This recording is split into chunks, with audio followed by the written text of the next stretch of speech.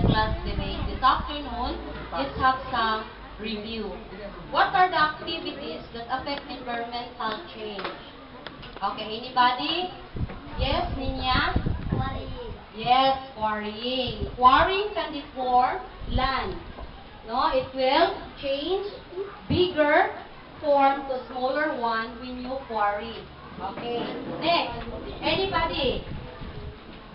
Activities that affect environmental change. Yes, Shaina? Dynamite fishing. Okay, dynamite fishing. It will kill fish, even the smaller ones. Okay.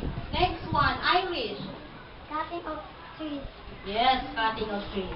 This afternoon, you will witness the class debate about cutting of trees. This is the proposed cutting of trees beneficial to mankind. Dear classmates, Board of Judges, Mrs. Venus A. Babalco, Mrs. Mary Jane A. Soriano, headed by Mr. Angelito M. Villagonzalo, our school principal.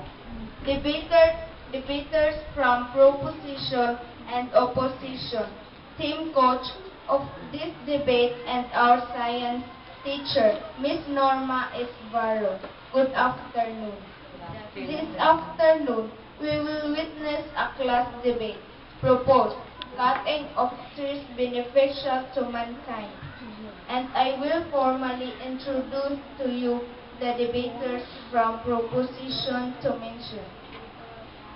First speaker, Van Halen S. Millones, Team Captain Proposition. Second speaker, Maricar A. Bautista. Third speaker, Nika K. M. Ado. Fourth speaker, Syra Q. Enriquez. Fifth speaker, CJ L. Camarion. Sixth speaker, Hani Catherine Siluno. Opposition team. First speaker, Maricuar P. Acujedo, Team Captain Opposition. Second speaker, B.J. Williams.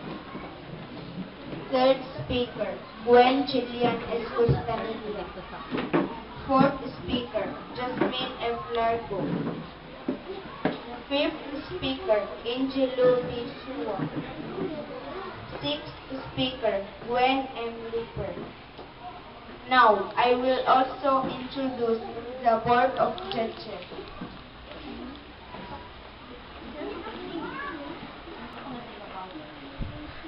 Okay, now we will start formally the debate.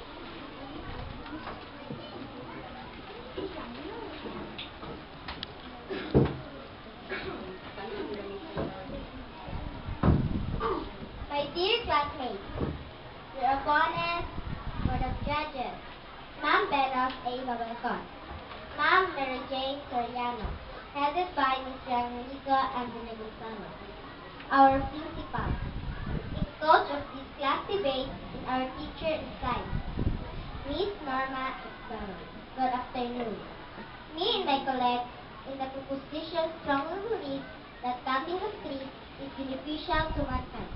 In the following reasons, we need to cut trees in order to obtain wood. Everyone is a major consumer of food, which comes in hundreds of forms such as lumber, paper, chemicals, food, clothing.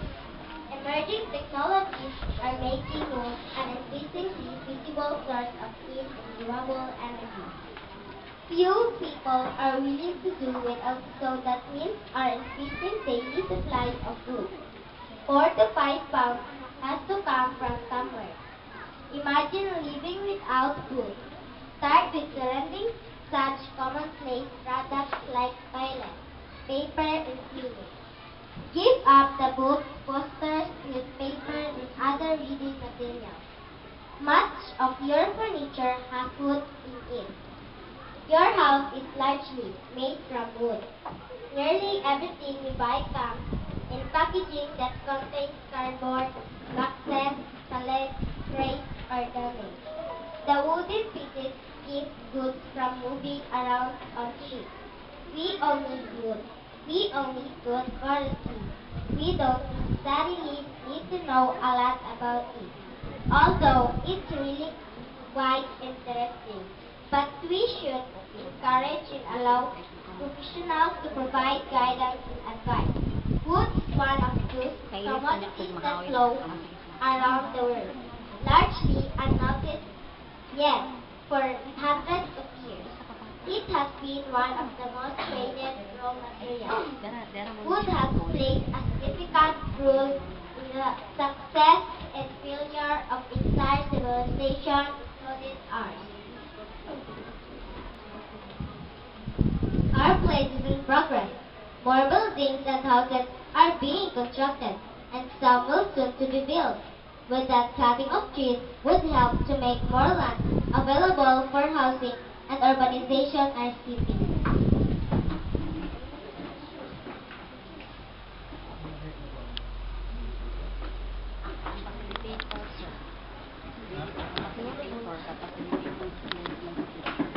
Another reason harvesting timber helps people whose livelihood is involved with wood, such as carpenters who make furniture such as chairs, tables, cabinets, and that is very useful to everyone. The cutting of trees would also help in producing papers that students uses against teachers and the other employees or workers from other sectors of the economy.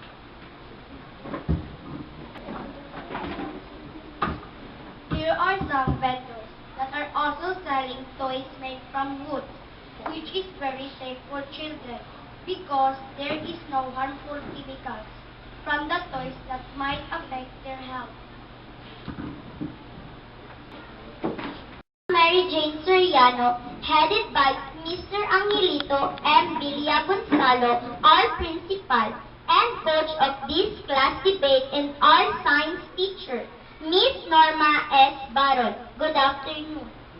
Me and my colleagues in the opposition believe that cutting of trees is not beneficial to mankind for the following reasons. Trees are like the lungs of the plant. They breathe in carbon dioxide and breathe out oxygen.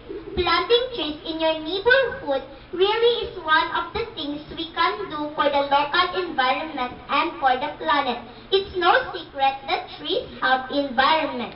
But you may be surprised by all the benefits that planting trees can provide. Besides producing oxygen and removing carbon dioxide and contaminants from the air, trees have many other social, economic, and environmental benefits. Other benefits will be discussed by my colleagues.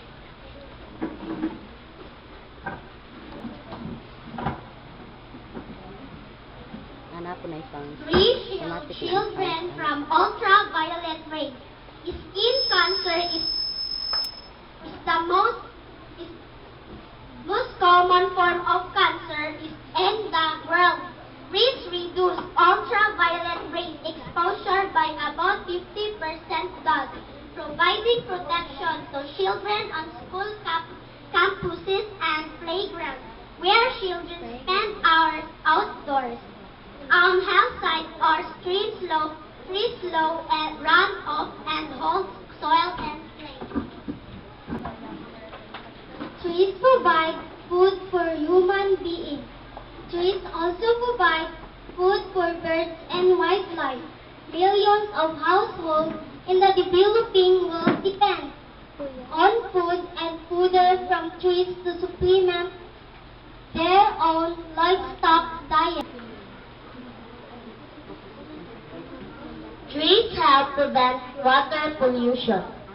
Trees reduce runoff by breaking rainfall, thus allowing the water flow down the trunk and into the earth below the tree.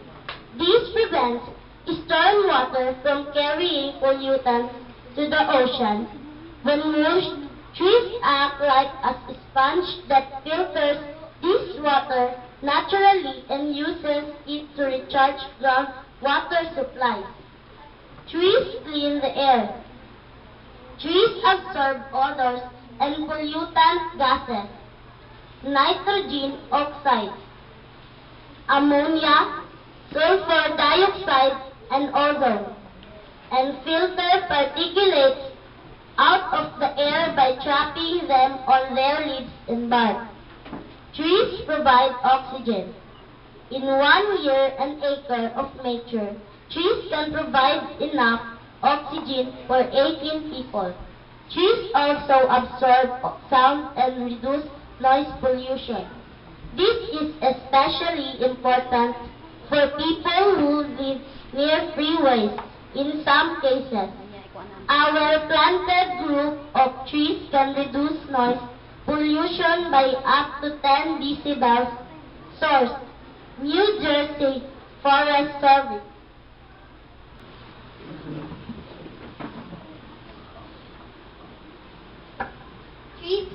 Studies have shown that patients with use of trees their window heal faster and with less complications.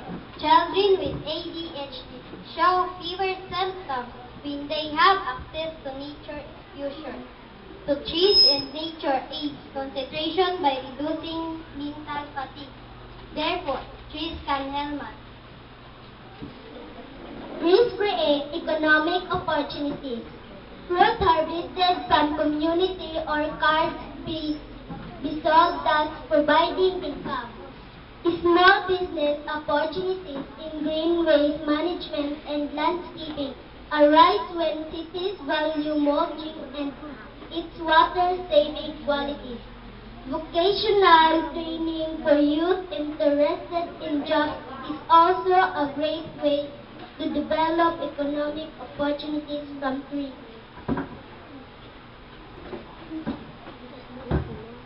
My dear opponent, you might mention that trees can protect children from ultraviolet rays. We need to cut trees that children can still play at the gymnasium, which is made from wood. You might mention that trees provide food for humans. We can get food from vegetable and livestock. There is a need to cut trees because there are alternatives to provide food for human beings. One of your judges this afternoon, we have to have some comment on the criteria given to us, especially I know that based on the debate this afternoon, we have to give our observations on the facilitator of this debate, Ma'am Norma Baron, especially on the different aspects like facilitating style, the accommodation of students' learning styles, and the third one is the provision of learning environment that is conducive for the active learning, the higher order thinking, and the contextual learning, and also the questioning and reacting skills. Based on these aspects, if I have given the list of aspects of the criteria, I would not set you here, especially on the content, on the aspect of the environment that is conducive for the learning, the provision of learning, especially in the active learning. So I might be housing you in the air-conditioned room to give you, if I have these aspects prior to this debate, I have a copy of this one, no? So probably next time, if we have some teachers having attended the Guro 21, we have already 3 teachers sent to the scholarship of the Guro 21. Ma'am Bulgayaw, Ma'am De Lima, and the third is Ma'am Baron. Sir Cabras, sir. Sir Cabras is finished also. Okay. So, probably next time for having this kind of because this debate is one of the requirements for the Guro 21 scholarship program. So probably, if we have still allotment for the Guro 21 for teachers, I'd like to house you in the air-conditioned room so that uh, the facilitating skills and the learning styles, and especially the provision of learning environment that is conducive for you, is very good to all of us. So, to our facilitator Mambaron, congratulations, as well as the proposition and the opposition team, congratulations for your effort this afternoon. And I hope this is not the end of this debate. Maybe you can still, or you can propose some topics which is at present, it is very significant in our time. So thank you and good afternoon. Okay. Maybe some of my co-judges have some observations, so maybe they can give some observation.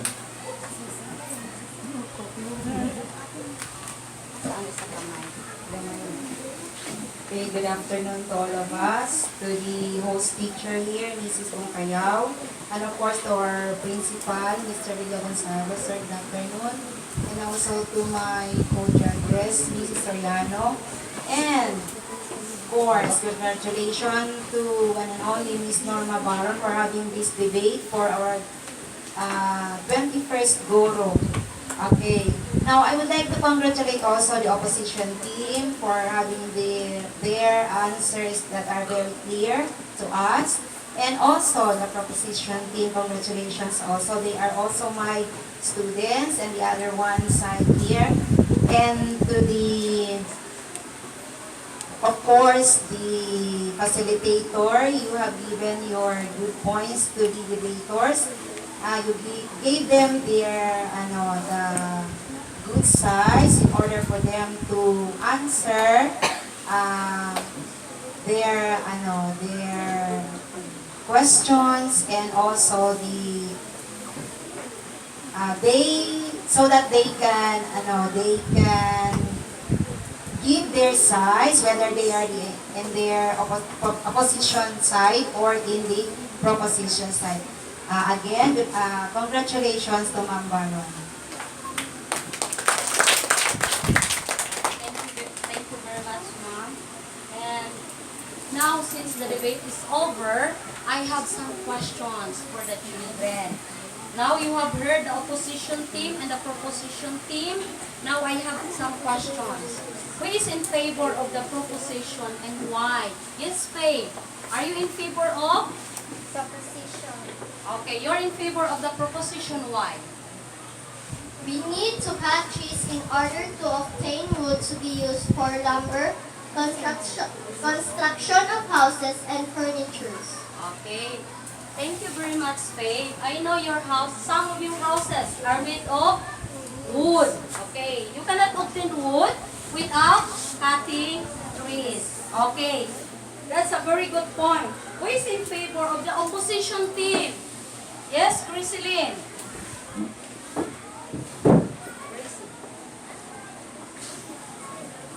We need not to cut trees.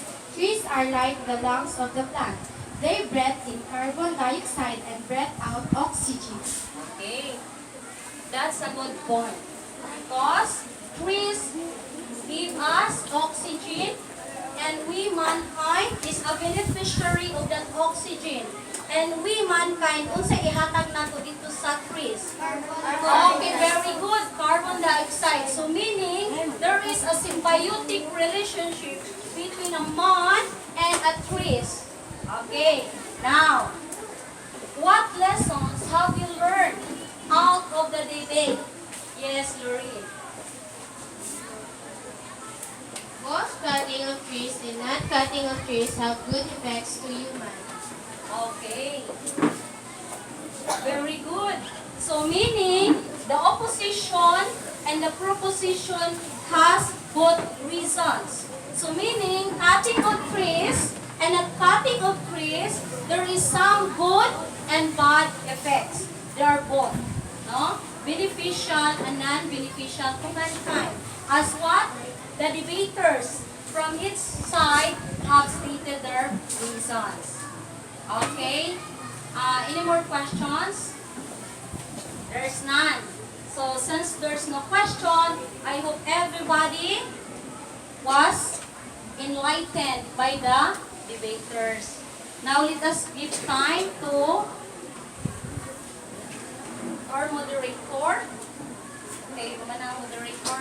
And now, let's call it a day. Thank you very much to our judges and the host classroom, Ma'am Kaya, for giving us opportunity to be here to use this classroom. And for giving the time of our Board of Judges, Ma'am Soriano, Ma'am Babalcon, and especially to our principal, and Miss Nigel Hunt. This classroom. Congratulations to all of us. When it is over, I hope you have to bring in your home whatever learnings that you have learned this afternoon. That's all. Let the rhythm come